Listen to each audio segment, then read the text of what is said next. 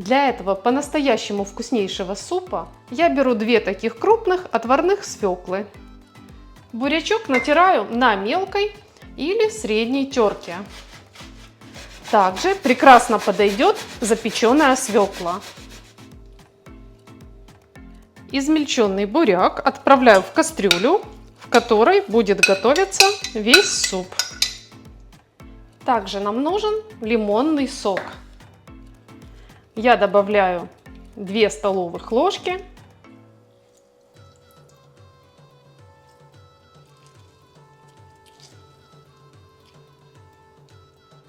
И сразу перемешиваю со свеклой. Затем я возьму 4 огурца. Здесь 250 граммов. Огурцы потрем на крупной терке. По желанию их можно порезать мелко. А также по желанию можно очистить от кожицы. Огурцы также отправляем в кастрюлю. 3 отварных яйца измельчаем так же, как и огурцы. Трем на крупной терке или мелко нарезаем.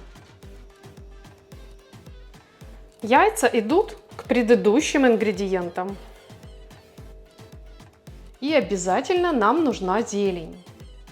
Берем такой хороший большой пучок лука.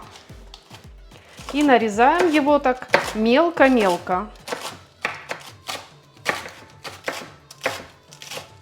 Лук в кастрюлю добавляем не сразу, а применим такую кулинарную хитрость. Хорошо посыпем лук солью и разомнем, чтобы он отдавал свой сок. Так суп будет насыщеннее и вкуснее. Лук при этом не будет просто плавать сверху, а хорошо перемешается с другими ингредиентами в супе. Лук пустил сок, и я его выкладываю в общую кастрюлю. То же самое я сделаю с пучком укропа. У меня укроп заранее измельченный и замороженный, что вообще идеально для этого супа. Ароматный укроп отправляется к предыдущим продуктам. Дальше берем кефир или йогурт. Главное, обязательно из холодильника, обязательно холодный. Я залила 700 мл кефира. Вы можете залить больше или меньше, в зависимости от того, какую консистенцию хотите получить. Пожиже или погуще.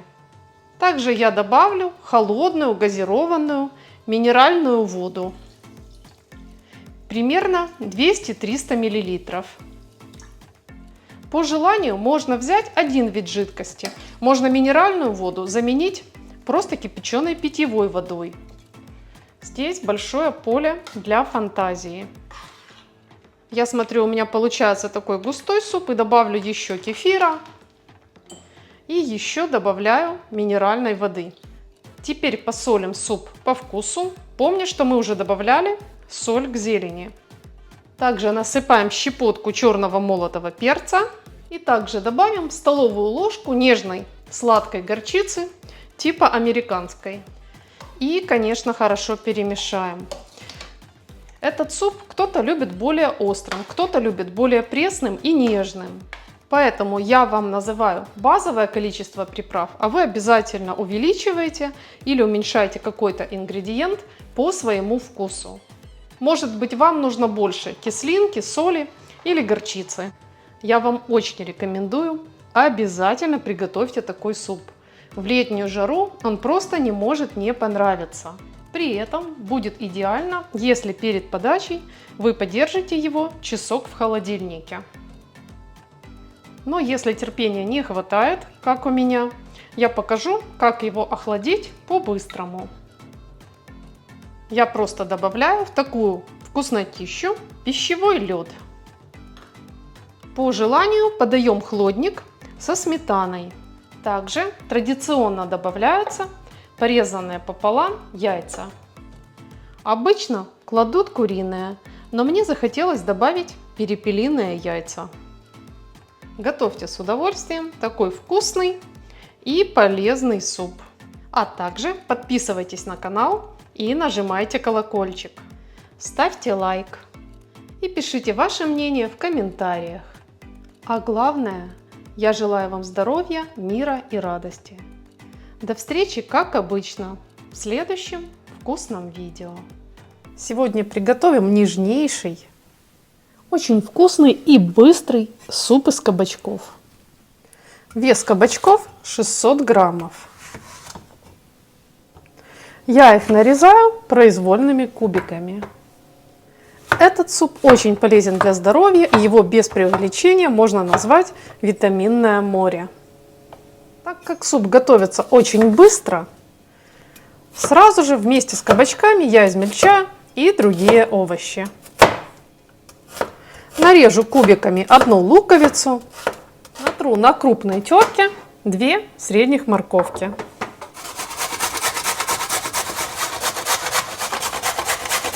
Особый вкус супу придаст 1 корень петрушки. А если корня петрушки нет в наличии, вместо него можно использовать кусочек корня сельдерея. Кастрюлю с толстым дном разогреваю на плите. Наливаю пару столовых ложек растительного масла для жарки. Высыпаю сюда лук и морковь. Овощи пассерую в кастрюле, пару минут помешивая. Не нужно их зажаривать, пусть только обмякнут и появится характерный, очень приятный аромат. Дальше к обмякшим моркови и луку высыпаем сельдерей. И еще минуту пассируем их вместе. Как же замечательно, аппетитно пахнет эта овощная композиция. Дальше мы высыпаем сюда кабачки. И зальем овощи водой так, чтобы она только покрыла эти овощи. Дадим закипеть и оставим вариться на небольшом огне. Одну среднюю картофелину нарежем небольшими кубиками.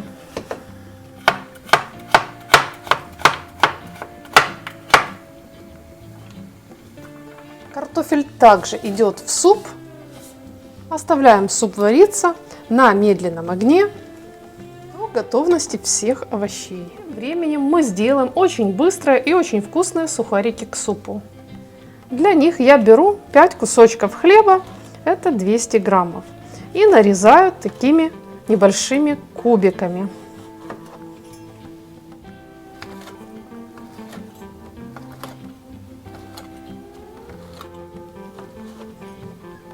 Хлеб поместим в пакет или в пластиковый контейнер, как вам будет удобнее. Немного его посолим, у меня четверть чайной ложки соли, и добавим подходящие приправы. Я высыпаю 2 чайных ложки сухого молотого чеснока и 1 чайную ложку сухого орегано. Вместо орегано можно взять базилик или прованские травы, или итальянские травы, все, что вы любите. Пакет хорошенько встряхнем, так все приправы распределятся равномерно по хлебу. Ох, какой он ароматный! Затем на хлеб нальем немного растительного масла, 1-2 столовых ложки. И опять хорошенько встряхнем. Ароматный душистый хлеб высыпаем в противень. Чтобы он пропекся равномерно, распределим его в 1 слой. И отправим в разогретую духовку запекаться при 190 градусах Цельсия или 374 градусах Фаренгейта. Я буду подавать не только с сухариками, но и с зеленью. Немного петрушки нарезаю мелко. Очень быстро, за каких-то 10 минут, все овощи в супе стали мягкими. На этой финальной стадии приготовления супа я вливаю сюда 1 стакан сливок 200 мл. Особый сливочный вкус усилит небольшой кусочек масла, граммов 10. Также добавим немного черного молотого перца и, конечно, посолим по вкусу.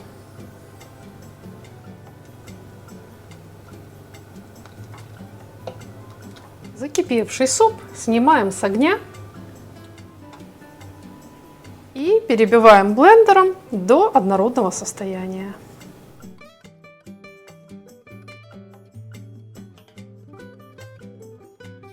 Очень нежный и полезный суп со сливочным вкусом готов. Вкусные, хрустящие, золотистые сухарики также готовы. Их запекание ушло примерно минут 10.